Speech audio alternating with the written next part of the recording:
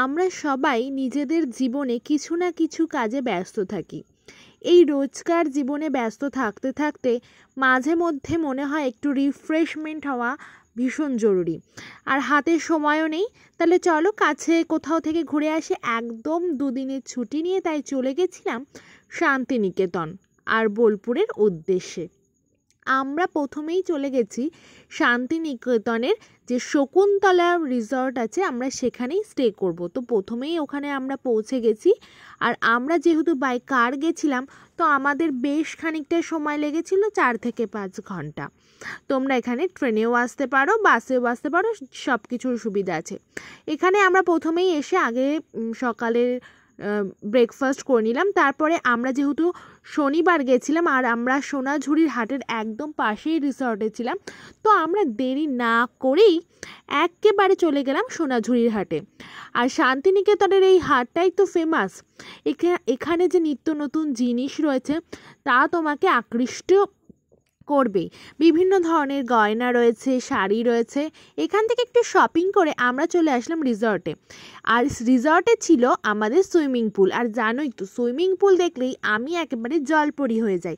তাই একদম দেরি না করে সুইমিং পুলে নেমে পড়লাম। বেশ খানিকক্ষণ লাফালাফি করে ফ্রেশ হয়ে পেয়ে গেল দুপুরের খিদে। তাই আমরা চলে গেলাম লাঞ্চ করতে। আর লাঞ্চ করতে আমরা শকুন্তলাতেই গেছিলাম।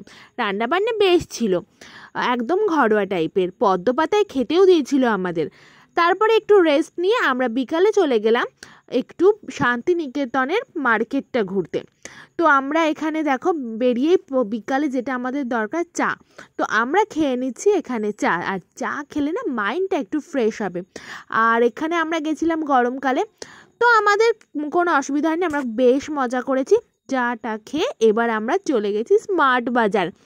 আমাদের ওখানে স্মার্ট বাজার আছে, তবে আমি বোলপুরের স্মার্ট বাজার দেখে তো অবাক। মানে এই স্মার্ট বাজারটা অনেকটা বড়, প্রায় তোমার 3 তলা না 4 তলা ছিল। আর সমস্ত কিছু অ্যাভেলেবেল ছিল। আর এখানের কালেকশানগুলো ভালো ছিল। তো এখান থেকে আমরা একটু শপিংও করে নিলাম, ছোটোখাটো শপিং করে নিলাম। আর কালেকশানগুলো বেশ রিজনেবল প্রাইসেই ছিল। এখানে গিয়ে আমি একটু দইও খেয়েছি। ফাইনালি এখানে ঘোরা কমপ্লিট হয়ে গেল। আর তারপরে আমরা রাতের ডিনার করতে চলে আসলাম ঘরে বাইরে রেস্টুরেন্ট। আর এখানের খাবার দাবার সত্যি সুন্দর। তোমরা যারা শান্তিনিকেতনে এসে ভাবছো যে কোথায় খাবো না খাবো, এখানে তোমরা চলে আসতে পারো।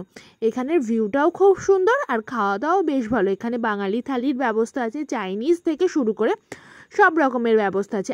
আজকে ডিনার পর্ব দিয়েই আজকে লং ভিডিওটা শেষ করলাম। তোমরা ভালো থেকো, সুস্থ থেকো, আর সবাই চ্যানেলটাকে সাবস্ক্রাইব করে দিও।